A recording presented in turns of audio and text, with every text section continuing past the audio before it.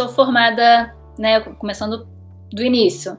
Eu fiz a minha graduação, eu sou formada em design, em comunicação visual. E eu fui procurar a faculdade de design sem saber, na verdade, muito bem do que se tratava, né, o que eu ia encontrar lá. Eu tinha já um interesse muito grande pelo design editorial, foi isso que me buscou, mas ao entrar na universidade eu descobri que design era muito mais do que isso. Eu descobri a comunicação por trás do design, né, a comunicação visual que está inserida no campo do design. E, na verdade, com a graduação começou exatamente a vida acadêmica. Eu fui descobrindo cada vez mais o design editorial, eu fui me interessando, buscando pesquisar a respeito dele e segui com essa grande temática do design de livros para desenvolver o meu mestrado, né? Depois doutorado, pós-doutorado, enfim. Na verdade, sempre foi uma demanda minha, sempre foi uma paixão minha os livros, mas eu descobri como fazer os livros, como pesquisar a respeito, o que estava por trás da composição desse objeto, que todo mundo tem em casa, né? Todo mundo está acostumado a ver nos espaços, tem pelo menos, né, um pequeno livro de infância. Descobrir como é que ele é feito, como ele é pensado, isso sempre foi algo que me atraiu muito. E minha vida foi toda guiada mais ou menos por esse caminho.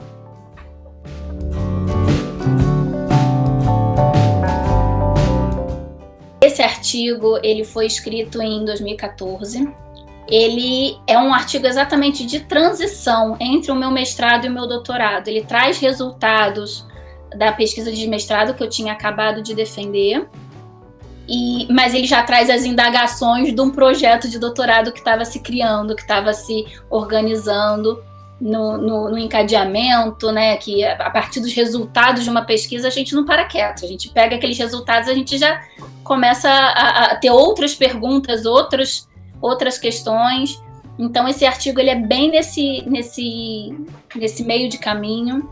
Ele traz um pouco desses dados do mestrado em si. Foi escrito em parceria com a Jaqueline Lima Farbias. Ela, na verdade, foi minha orientadora, tanto no mestrado quanto no doutorado. Então, ela estava participando e me orientando nesse processo, né, me ajudando a compor essa pesquisa, descobrir os caminhos para encontrar, né, eu acho que eu não encontrei respostas, mas eu encontrei algumas situações, exemplos, eu encontrei dados que eu pude trabalhar. Então a gente foi escrevendo nesse percurso, como parte dessas pesquisas.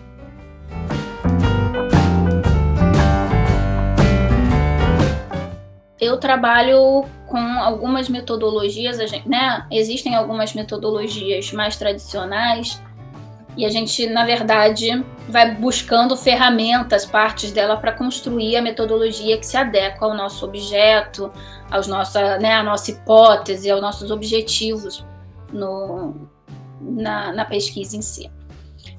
Para chegar nesses dados, como eu queria alguns dados que embasassem bem, que eu pudesse afirmar coisas até relacionadas ao senso comum. A gente fala assim, a jovem não gosta de ler. Mas por quê? Como assim? De onde a gente tira isso? Então eu queria alguns dados mais quantitativos. Então eu utilizei a análise de conteúdo, que possibilitou inclusive alguns resultados. X% preferem livros assim, X% dos livros tem tal característica. Então eu trabalhei a partir da análise de conteúdo, né, para olhar para esses objetos, para entender as categorias que estavam neles, as porcentagens nesses acervos que estavam sendo analisados. E a partir da análise de conteúdo, eu fui realizando inferências nesses resultados, interpretando esses números com uma análise um pouco mais qualitativa, né? Eu saio um pouquinho do quantitativo, que dá a base que me sustenta, e eu vou para o qualitativo para poder olhar para objetos específicos, livros específicos, para poder olhar narrativas, como é que elas eram compostas, tendo essa base do número primeiro, mas sempre indo para algo que também não pode ser exatamente quantificado, porque eu estou lidando com objetos que são objetos de arte, né? Arte na palavra, arte na ilustração. Então era sempre um equilíbrio muito grande entre essas duas etapas. Mas são as duas etapas principais que eu costumo trabalhar. O design, a gente usa essa palavra, né, no inglês, a gente traz de fora, que a gente no português a gente não tem um termo específico, a gente traduz por desenho industrial, mas que é alguma coisa que não exprime exatamente o que o design significa. Design, ele é projeto, é você pensar a ação projetual de criar alguma coisa, né? E aí, quando eu penso o design na formação do sujeito, quando eu vou, né, pesquisar a respeito, desenvolver esse pensamento, eu estou falando exatamente dessa noção projetual. É a gente entender que tudo precisa de um processo para ser criado, de uma metodologia, de um estudo de recepção, como é que isso se adequa a uma sociedade, como é que a gente pensa a produção de um produto, mas também a sua utilização, o seu descarte, né? Então, quando eu falo no projeto, né, em design na formação do sujeito, eu estou falando exatamente dessa concepção de projeto, dessa concepção da gente entender as coisas que estão à nossa volta como coisas que passam por todo esse processo e que a gente pode intervir nesse processo.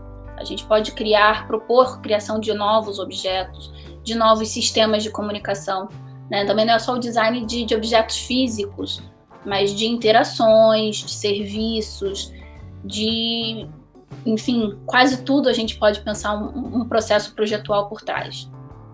De novo, né, como a minha área de pesquisa sempre foi a comunicação visual e o design editorial, é pensar como esse projeto desses objetos, livros, né, desses livros que a gente interage, como é que ele está passando a narrativa para a gente, como é que a gente interage com esse conteúdo de texto, conteúdo de imagem, muitas vezes com ilustrações.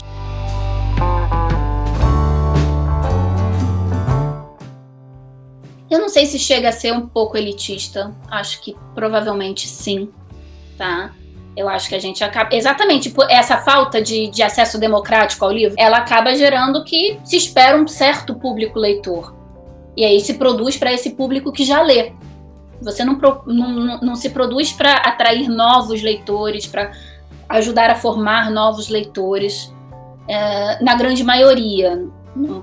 Tudo isso a gente está falando de forma geral. Existem muitas exceções e exceções maravilhosas, mas é um mercado, precisa vender, né? E aí existe essa noção de produzir aquilo que a gente sabe que vai ter um mercado que vai consumir. Durante muito tempo, e ainda nesse artigo eu estava analisando esse universo, durante muito tempo o governo federal ele foi um grande comprador. E isso ajudou a impulsionar uma produção específica de literatura para crianças e jovens. Porque o governo federal comprava para as escolas públicas, e comprava para todas as escolas, né, municipais, estaduais, federais, desde a educação infantil até o ensino médio, no país inteiro. E isso estimulou uma produção que fugia um pouco desse elitismo, porque aí o governo estava comprando para a população, para formar a biblioteca escolar que atenderia essa população. Então tinha ali alguns direcionamentos digital possibilitavam uma produção mais voltada para esse olhar, né, social, para esse olhar político a respeito desse sujeito que vai ler. Mas mesmo assim é uma tarefa muito difícil, né? A gente está falando de Brasil, que é um país continental, é um país com diferenças geográficas, climáticas, sociais e estruturais muito grandes. A gente está falando de produzir e comprar um livro que vai atender uma escola na capital do Rio de Janeiro, na capital de São Paulo, que são dois grandes eixos econômicos, culturais do país, mas que também vão atender as áreas rurais desses estados e também vão atender áreas urbanas e rurais no norte, no nordeste, no sul, que são completamente diferentes. E aí essa compreensão desse leitor, como é muita presunção, né? Como é que você vai pensar uma editora no Rio de Janeiro vai entender quem é esse leitor que está lá no interior do Amazonas? E aí eu acho que essa preocupação social precisa crescer. É presunção a gente achar que consegue entender, e eu acho que falta a gente então ir para lá escutar. conhecer, saber ter essa preocupação política. Eu acho que é uma questão que a gente precisa falar sobre e debater e tentar produzir considerando esse cenário. E isso era muito incentivado com essas políticas públicas de leitura, né? Quando a gente está falando de mercado, da produção de livro para a livraria, isso some, porque também quantas livrarias tem no interior do Amazonas e quantas livrarias tem no centro de São Paulo? Então, produzir para o centro de São Paulo vale muito mais a pena comercialmente. É um jogo duro, injusto. E aí, de novo, né, quando vocês me perguntam se eu espero que isso impacte, né, que o artigo impacte as outras pessoas que trabalham no mercado ou que pesquisam, eu acho que é um pouco isso também. Quando eu trago esse lugar social do leitor, a gente precisa entender quem é esse leitor brasileiro em termos de situação social, de acesso ao livro, ao objeto livro, de história sociocultural, de possibilidades no seu entorno, na sua rotina, para a gente produzir livros que ajudem, que agreguem nesse processo, num processo de democratização, de educação, de formação.